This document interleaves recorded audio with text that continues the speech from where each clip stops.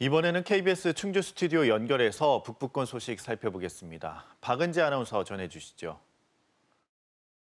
네, 충주입니다. 충주에 있는 신임 경찰교육기관인 중앙경찰학교의 모 교수가 성범죄 의혹으로 수사를 받는 사실이 KBS 취재로 확인됐습니다. 해당 교수는 온라인에서 만난 지적장애인 여성을 관사로 불러 함께 있다 발각돼 직위 해제됐습니다. 보도에 송국회 기자입니다. 지난 5일 충주에서 30대 지적장애 여성이 실종됐다는 신고가 접수됐습니다. 휴대전화 위치 추적 끝에 다음 날 새벽 경찰이 여성을 발견한 곳은 충주의 한 아파트, 중앙경찰학교의 관사였습니다. 당시 이 여성은 한 남성과 함께 있었습니다. 당시 경찰이 확인한 이 남성은 중앙경찰학교 교수이자 간부급 경찰관 50대 A씨였습니다. 경찰학교 교수가 인터넷 채팅으로 알게 된 여성을 관사에 불렀다가 발각된 것입니다. 경찰은 A 교수가 이 여성과 온라인상에서 음란한 메시지를 주고받은 사실도 확인했습니다. 또 여성이 성폭행 피해를 주장하고 있어 DNA를 채취해 분석 중이라고 밝혔습니다. 다만 여성이 무고죄 전력이 있어 진술의 신빙성도 따져보고 있다고 덧붙였습니다. A 교수는 당시 현장에서 성관계는 없었다며 혐의를 부인하고 있는 것으로 알려졌습니다. 중앙경찰학교는 A 교수를 직위 해제하고 감찰을 벌이고 있습니다. 일단은 통보받자마자 직위 해제 조치를 했습니다. 학과 교수다 보니까 수업도 배제를 해야 되고요.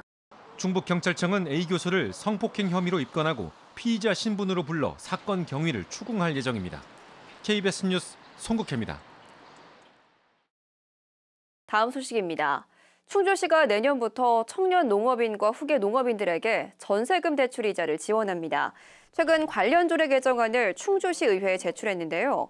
개정안은 청년 농업인과 후계 농업인에게 1년에 300만 원까지 전세금 대출 이자를 지원해 줄 수 있는 내용을 담고 있습니다. 지원 대상 청년 농업인은 충주에 주소를 둔 18세에서 39세 농업인이고 후계 농업인은 10년 이하 농업 경력을 가진 50세 이하 농업인입니다. 음성군이 올 연말까지 지역화폐인 음성행복페이의 10% 환급 대상 한도를 기존 30만 원에서 50만 원으로 늘리기로 했습니다. 이에 따라 한 달에 지역화폐 환급 결제 한도의 10%인 5만 원까지 돌려받을 수 있습니다. 음성군은 이와 함께 착한 가격업소와 음성장터 사용자, 다자녀 가구, 귀농 귀촌 가구에 음성행복페이 환급액을 5% 더 지급하고 있습니다. 제천시가 시민들을 위한 자전거 보험 제도를 운영합니다. 대상은 제천 시민 모두로 별도의 보험 가입 절차 없이 각각 500만 원의 사망 후유장애 보험금과 최대 50만 원의 상해 위로금 등이 보장됩니다. 자전거를 타다 사고를 당한 제천 시민은 진단서와 신분증 사본, 보험 청구서 등을 해당 보험사에 제출하면 됩니다. 단양군이 인터넷망을 확대 보급하기 위해 오늘 18일까지 수요를 조사합니다.